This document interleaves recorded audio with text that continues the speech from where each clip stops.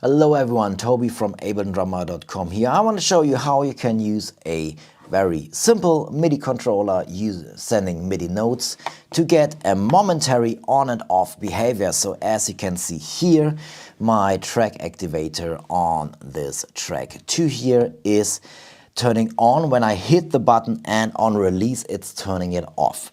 So what's the difference here to the native MIDI mapping? Well, if you are mapping this via the native MIDI mapping, it's only listening to the note on if you're sending MIDI notes here, so you don't get a momentary behavior here. So if you have an effect or a track or something you want to automate and you only want this to be activated while you're hitting this and then being deactivated on release, you can do that with the Note to Momentary on and off Max for Live device, which you can get. There's a link in the video description here. Okay, so let us have a look and let me give you some background here on what's happening. So first of all, I'm using a very small and it's unfortunately discontinued the Novation MIDI dicer. I love it because it's quite small, and if I quickly want to set something up and don't want to bring a big controller, just want something, and I can have this in my backpack, really easy to do. But of course it's quite limited. I only get a few buttons and I can't change what kind of MIDI messages this controller is sending. I have to work with what it is sending. So what I can do is use Max for Live devices and change the MIDI and then alter the MIDI to the one message or doing the thing I want it to do. Okay, so first of all, I need to know what kind of MIDI messages is my controller sending. So if I route the MIDI into a track, so I got the Dicer Novation selected here, got the monitor set to in, so it's running through.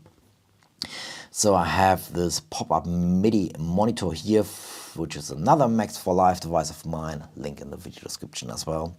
So I can see I'm sending MIDI notes, I can see the pitches, and it's just a switch, full velocity, maximum velocity, which is 127, and then the 0, which is shown here as an off, because that's what a velocity value of 0 is. Okay, so I know now that I'm sending MIDI note messages, and I now can use the Note to Momentary, and I have to set this up. So I need to switch a slot on. I have more slots here and I can use multiple devices, no problem if you want multiple devices in a row or in a chain.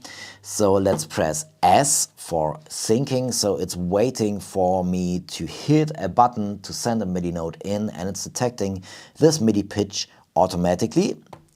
So now this is mapped here already, and I can now map the outgoing to do something, for example, to the speaker on here. So if I hit this down and if I release it, you can see it's turning on and off on release. So this way you get a momentary behavior and you can control effects, you can control tracks, you can map quite a lot of things. Not everything which is available in the native MIDI map menu is available as well in the map logic here, but there are a few workarounds with Max for Live devices here as well. So everything's possible, not everything, but 99% with the help of Max for Live. So obviously, if you think, well, I want to be a bit more, I want to get more out of a MIDI controller like this, maybe you say, well, actually, I want something like more control, and those buttons should control something else, depending on where you are in your set or depending on which kind of preset you are selecting. So I have this advanced MIDI map button device here, link in the video description as well. Have a look just so you understand and know. I set up 3 buttons here at the top, and they are turning at the moment speakers on and off. The track activators, I mean, speaker on. It's not really a speaker, it's a track activator, but Ableton named this speaker on and off.